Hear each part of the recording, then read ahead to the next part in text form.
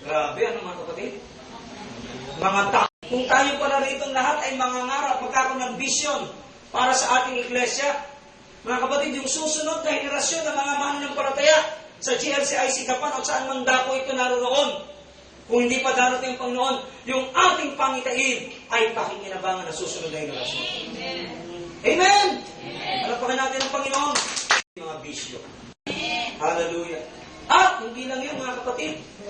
Yan din ay tinapatan ng isang Pilipinong inventor na nag-invento ng fluorescent lamp. Ang pangalan niya ay ano pangalan niya? Agapito Flores. Pinasaya niya. Yung kay Thomas Alva Edison, bumbilya lang. Talagang Pinoy ay magpatalo. Sa kanya, hinabaan niya.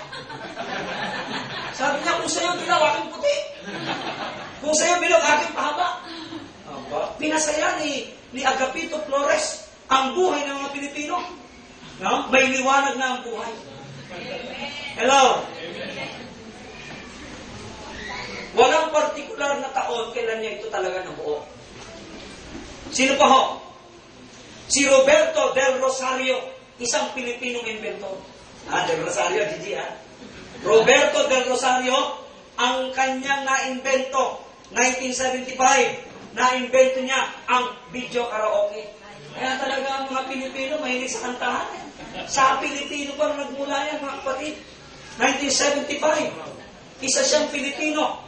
Ang pangalan ay Roberto del Rosario. Ano po? Nagkaroon siya ng vision na ang mga Pilipino talaga mabigyan ng kasiyahan, ma-improve ang singing ability. Ang problema lang, sinasamahan ng inuman. Kaya yung video okay, nagiging patayan. Ito pa ho, isa pa rin Pilipino na nagkaroon ng vision para mapaginhawa ang buhay ng susunod na henerasyon. Si Daniel Dinggil. Si Daniel Dinggil, siya ang naka-invento ng water-powered car. Sasakyan na paaandar sa magitan ng tubig. Hello? Na-invento niya ito 1996. Isa siyang Pilipino. Ang hindi ko lang alam kung ang tunay niyang ginamit ni Daniel Dinggil sa pagpapatakbo ng sasakyan na tubig ay yung kanyang jingle. Yun ang hindi ko na matuntun talaga. Daniel Dinggil. No? Medyo similar ang sound, Dinggil, Bill Gates. Ang invento niya ang tinatawag na Windows Microsoft, 1982. Isa siyang Amerikano. Mga kapatid, mga taong ito ay nagkaroon ng vision sa kanilang panahon, sa kanilang buhay, na nakatulong ng malaki saan? Sa mga sumunod na henerasyon. Amen po ba? Amen. Amen po ba? Amen. Hindi niyo ba nakikita mga kapatid ang implication nito? Kung ang bawat Kristiyano ay merong maliwanag na pangitain sa kanyang buhay, sa kanyang iglesia kinabibilangan, hindi niyo ba nakikita kung saan pwedeng makarating ang buhay mo? Kung saan pwedeng makarating ang iglesia? Hello?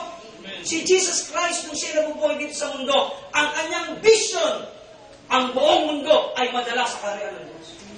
Kaya inutusan niyang ang kanyang mga alagad. Ano sabi niya? Go into all the world and make disciples. Preach the gospel and make disciples. Amen? Amen. Yan ang vision ni Jesus Christ. Ang mga Kristiyano pumunta sa iba't ibang dako ng mundo. Pakisabi mo sa katabi mo, hindi ka lang pang-barangay. Pang-ibang bansa ka pa. Sino naniniwala na pang-ibang bansa siya? Nasa kamay. Pag hindi mo kayang paniwalaan, diyan ka na lang. Sino naniniwala, pwede siyang dalhin ng Diyos sa ibang bansa? Amen. Amen. Palapakan natin ang Panginoon. So mga kapatid, itong mga taong ito, nagkaroon ng vision sa buhay nila. Tanungin mo yung sarili mo, do you have a vision? Pero ka ba talagang pangitay sa sarili mo? Pero ka ba talagang pinapangarap sa sarili mo o tatanda ka na lang ng ganyan? Iikot na lang ang mundo mo, ang buhay mo sa ganyan. Lalo na ikaw bilang Kristiyano, nakabilang sa iglesia nito. Sunday after Sunday, taga-upo, taga-tayo, taga-umi ka na lang. Taga-palakpa ka na lang. Taga-kamay. O meron kang pangarap na higit pa riyan ang pwede mong magawa para sa Diyos. The power of vision. Ang pangitain ay may kapangyarihan. Ang mga taong ito na inventor, na nakapag-invento ng iba't ibang mga bagay sa iba't ibang panahon, sa kanilang henerasyon, ay nakatulong sa mga sumunod na henerasyon sa kanila.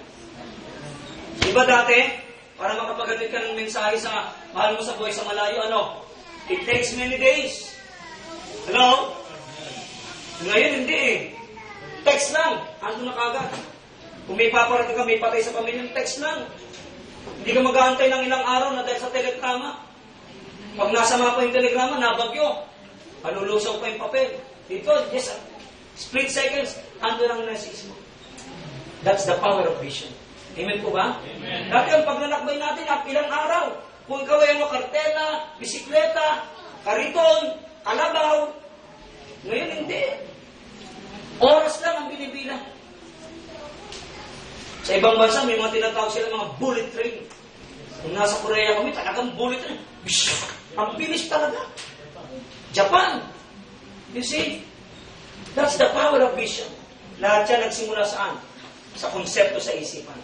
Amen po ba? Kapatid, makinig ka mabuti. Kayo ng mga kapatid na sa iglesia nito, kung magkakaroon tayo ng maliwanag na pangitain sa ating mga sarili, bilang membro ng iglesia nito, ano ang pwede nating magawa para maging malaking contribution sa iglesia nito? Hello? Hakbang, paano ang ating mga vision ay magkakaroon ng katuparan? Ano ang kailangan ng vision para magkaroon ng katuparan? Ano kailangan? Action. Your action is your faith. Hello? The moment you acted upon your vision, you express your faith. Pinapakita mo yung faith because through your action. So, we need action to fulfill the vision. Letter A, from the word actions. 7 steps to fulfill the vision. From the word actions. Letter A, listen. Availability of self to God-given vision. Isaiah 6 verse 8. Nung narinig ni Isaiah ang tinig ng Diyos, ang sabi ng Diyos, sino ang aking isusugo? Sino ang hahayo para sa akin? Alam niyo, sabi ni Isaiah, Lord, here am I, send me. Natupad ang pangitain ng Diyos kay Isaiah. Bakit? Inilaan ni Isaiah ang kanyang sarili sa pangitain ng Diyos. Hello? Mga kapatid, nakikinig po ba kayo? Kung nais mong matupad ang vision mo, vision ng Diyos sa buhay mo, na ipinakita ng Diyos sa iyo sa kanyang salita, sa pananalangin mo, at sa mga sitwasyon ng buhay, listen to me. Avail yourself in your God-given vision. Kung ano yung vision ng Diyos sa iyo. Ang Diyos, nung magkaroon ng vision sa akin, na ako ay tinawag ng pastor, inilaan ko ang sarili ko sa vision na yun ng Panginoon. At nagkaroon ng katuparan. Hello? Are you listening? Amen. Availability of self to God-given vision. Hindi matutupad ang pangitain ng Diyos na ibinigay sa iyo kung hindi mo ilalaan ang sarili mo sa pangitain nito. Pangalawa, tingnan niyo si Moises.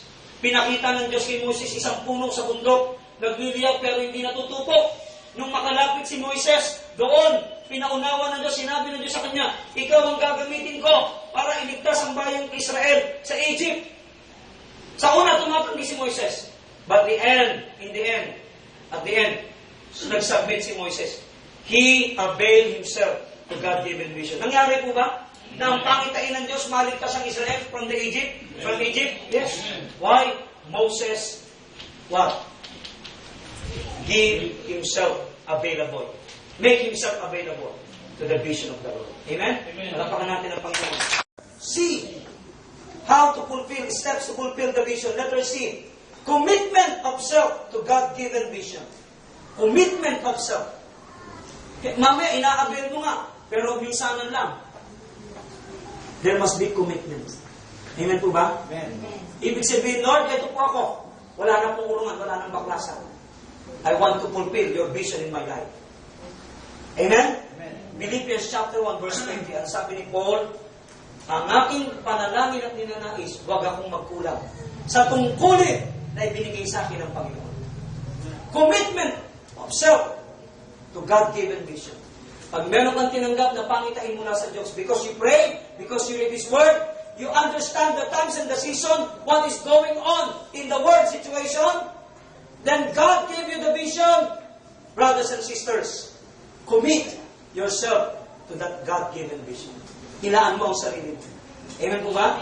Hilaan mo ang sarili mo at maging tapat ka sa pangitain niyan. Si Pablo, nung tanggapin niya ang pangitain, na siya ay tinawag ng Diyos mula sa pagiging kriminal, naging mangangaral sa daan ng Damasco chapter 9 ng Acts. From that day on, from his conversion to his execution, Paul committed that vision.